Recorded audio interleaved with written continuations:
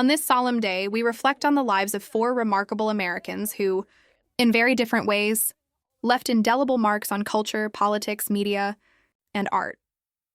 From the fiery debates of modern conservatism to the steady voice of political radio, from the sass and humor of sitcom television to the bold frontiers of minimalist sculpture, each carried a legacy uniquely their own. Their passing reminds us of the fleeting nature of life and the enduring power of influence. Tonight we remember Charlie Kirk, Bruce DuMont, Polly Holliday, and Robert Grosvenor, not only for the works they left behind, but for the echoes of their presence that will continue to resonate long after they are gone. Tragic news was confirmed on September 10, 2025. Charlie Kirk, the conservative activist and founder of Turning Point USA, passed away at just 31 years old. His sudden death shocked both supporters and critics, leaving many struggling to process how such a young and prominent voice could be silenced so quickly. Charlie James Kirk was born on October 14, 1993 in Arlington Heights, Illinois. He grew up in the suburbs of Chicago, raised in a family that valued faith, hard work, and traditional values. As a teenager, Charlie became deeply interested in politics and public speaking. This early passion would guide the rest of his life. In 2012, at only 18 years old, Charlie co-founded Turning Point USA. The organization quickly grew into a national platform promoting conservative beliefs across high schools and college campuses. Kirk's energy and determination made him one of the youngest and most visible conservative activists in America. Through his leadership, Turning Point USA became a recognized name in politics. It held large student conferences, invited national leaders, and created a movement of young conservatives who saw Charlie as a mentor and guide. Many described him as fearless and driven beyond his years. In addition to his activism, Charlie was also an author. He published several books that reflected his conservative values and political outlook. Each release sparked conversation, debate, and at times controversy. By his late 20s, Charlie Kirk was not only leading a student movement, but also speaking daily to millions through media. His program, The Charlie Kirk Show, became a widely listened to conservative talk radio show. Through podcasts, live events, and digital platforms, his influence grew beyond college campuses into mainstream political culture. Charlie was closely aligned with the populist MAGA movement. He defended former President Donald Trump and often spoke about issues that mattered deeply to conservative voters. This made him a central figure in America's political conversations, praised by some and criticized by others. The news of his death spread quickly. On social media, tributes began pouring in from supporters, fellow activists, and political figures. One family friend wrote, "Charlie lived for his beliefs. He gave everything to his mission. We will miss him deeply." Even critics, while divided over his politics, acknowledged the sudden loss. One journalist reflected, "You did not have to agree with him to see how much he mattered to his generation." His colleagues at Turning Point USA released a statement that read, "We are devastated. Charlie built this movement with faith, passion, and courage. His legacy will continue in every student he inspired." The emotional shock of his passing was heavy. Many supporters, especially young conservatives, felt as if they had lost a guiding figure. For them, Charlie had been more than a political voice. He was someone who gave them direction, identity, and confidence in their beliefs. In moments like these, it is natural to look back at both the achievements and controversies. Charlie Kirk was polarizing, and his career sparked fierce debate.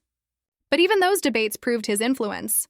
He commanded attention and shaped conversations that reached the highest levels of American politics. At just 31, Charlie's life was cut short far earlier than anyone expected. His work, however, had already left a lasting mark. Turning Point USA continues to stand as a living monument to his vision. Thousands of students across the country still carry the message he built from scratch. In reflecting on Charlie's journey, one sees both a man of conviction and a reminder of how fragile life is. He pursued his beliefs with fire and determination, and whether one agreed or disagreed, his passion was undeniable. He will be remembered as one of the most visible conservative activists of his generation. He will be remembered as a voice that challenged, provoked, and inspired. And he will be remembered as a young man who gave everything to the cause he believed in. Tonight, we say farewell to Charlie Kirk.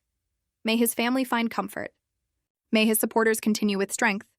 And may his legacy endure in the countless lives he touched, leaving behind a voice that will not be forgotten. Tragic news has been confirmed in Chicago. Bruce DuMont, a longtime radio and television host, passed away on September 10, 2025. He was 81 years old. His voice had guided listeners through the changing story of American politics for more than 4 decades. Bruce DuMont was born on June 18, 1944. He grew up in Chicago, the city that would remain the center of his life and career. From an early age, he had a deep interest in public affairs, local issues, and the role of media in shaping opinion.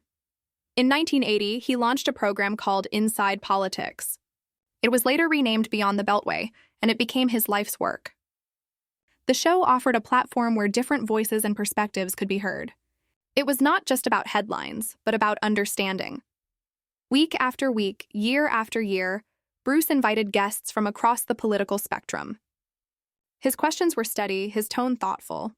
He allowed disagreement without disrespect, debate without division. Listeners valued the way he created a space for real conversation. At its height, Beyond the Beltway was broadcast on 14 radio stations around the United States. For many, Sunday evenings meant tuning in to hear Bruce's calm voice guide discussions on the pressing issues of the day. It was political talk, but without shouting. It was news, but with a human touch. From 1996 until 2017, the program also appeared on Chicago's secondary PBS station, WICC. For over 20 years, viewers could see Bruce behind the microphone, speaking with the same calm presence that had already made him a trusted name on the air. When WICC closed, Bruce continued the show on radio. Tributes quickly followed the news of his death. One longtime colleague wrote, "Bruce gave us a forum that was rare in media.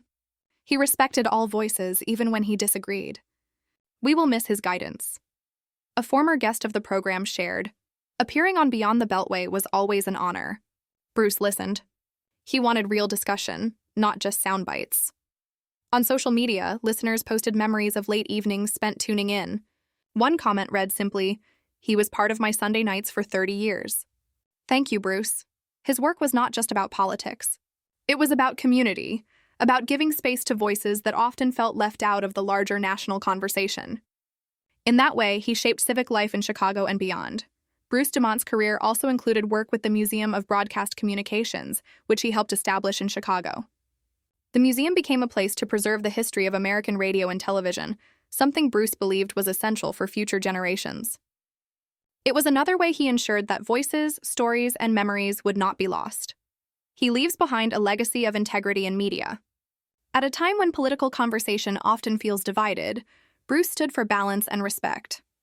His voice reminded people that democracy depends on listening as much as speaking. Though his chair at the studio is now empty, his work continues in the many broadcasters and journalists he inspired. They carry forward his belief that radio, at its best, is a bridge between people and ideas. Bruce DuMont will be remembered as a man who gave his life to conversation, to dialogue, and to the power of media done with respect. He was more than a host. He was a guide through decades of change, and his voice will live on in the memories of those who tuned in, week after week, year after year. Tonight, we say farewell to Bruce DuMont, a steady voice, a trusted guide, and a man who gave America a forum it will never forget. Sad news has been confirmed from Los Angeles. Holliday, the beloved actress known for her sharp wit and unforgettable television roles, passed away on September 9, 2025. She was 88 years old. Her death marks the end of an era in American television and film. Holliday was born on July 2, 1937, in Jasper, Alabama. She grew up in the American South, where storytelling, humor, and community shaped her early years. Her love for performance began in local theater, long before she became a familiar face on television screens across the nation. Her breakthrough came in the 1970s when she joined the cast of the sitcom Alice. Polly played Florence Jean Flo, Castleberry, a quick-witted waitress with a sharp tongue and a heart of gold. Her character's famous catchphrase, "Kiss my grits," became one of the most recognizable lines in television history. Flo was more than a side character. She became a cultural icon.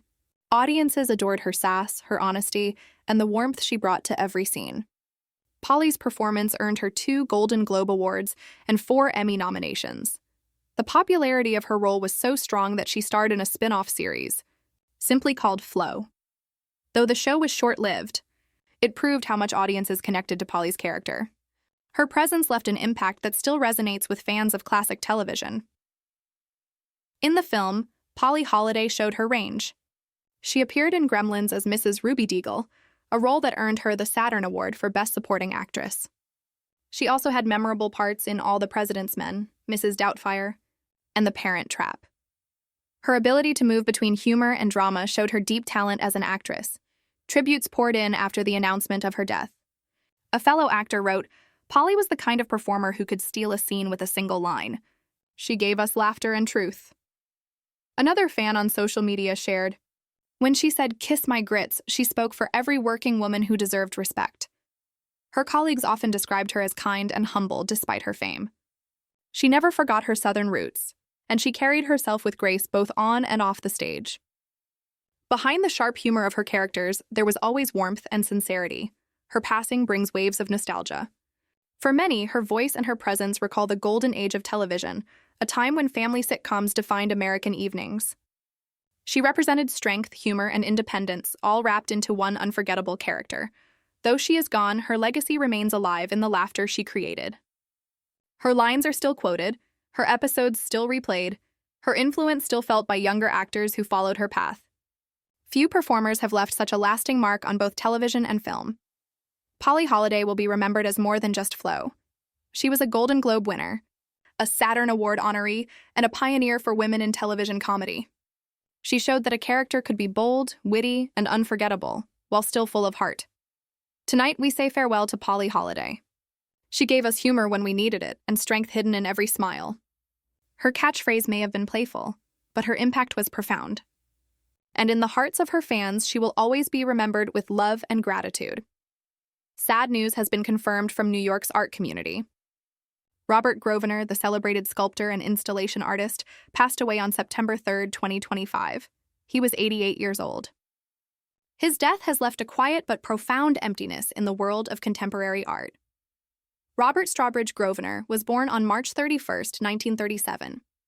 From his earliest years, he was drawn to shape, form, and the possibilities of space. He studied art in Philadelphia and Paris, where he absorbed the influences of European modernism, yet always moved toward something uniquely his own.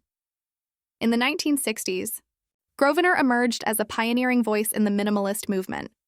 But unlike many of his peers, he was never content to be defined by labels. His work often blurred the line between sculpture and architecture. It invited the viewer to not only look, but to move, to walk, to experience. His installations were monumental in scale. Steel, wood, glass, and concrete became his language. He placed these forms in galleries and open spaces, asking people to rethink what sculpture could mean. A beam, a curve, or even a wall could become both obstacle and invitation. Critics described his work as austere, yet strangely human. The pieces had weight and silence, but they also carried a quiet poetry. One art historian once said, "Standing inside a Grosvenor installation is like standing inside thought itself. The space becomes alive around you." Throughout his career, Grosvenor was part of major exhibitions across the United States and Europe. His art was featured at the Whitney Museum, the Museum of Modern Art, and countless international galleries. For decades, curators sought his work not just as objects, but as experiences that reshaped how people felt inside a room. Though admired by critics and institutions, Grosvenor himself avoided the spotlight. He lived a quiet life, devoted to his studio and the act of creation. Friends often recalled his humility, his refusal to chase fame, and his belief that the art itself should speak. Tributes began to flow soon after the news of his passing. A museum director wrote, "Robert Grosvenor expanded our idea of what sculpture could be. His works challenged, questioned, and opened new paths for younger artists." Another tribute from a fellow sculptor read, "Robert taught us that emptiness is not absence, but presence. He saw space as material, and he changed how we all see." On social media, admirers shared images of his vast geometric forms. One comment simply read, "Walking through his work felt like walking through silence." Thank you, Robert, for showing us a new way to see. His death leaves a deep absence in the minimalist tradition, but his influence will continue. Generations of artists have already been shaped by his vision. His works stand as permanent reminders that art is not just about objects, but about how humans exist in space.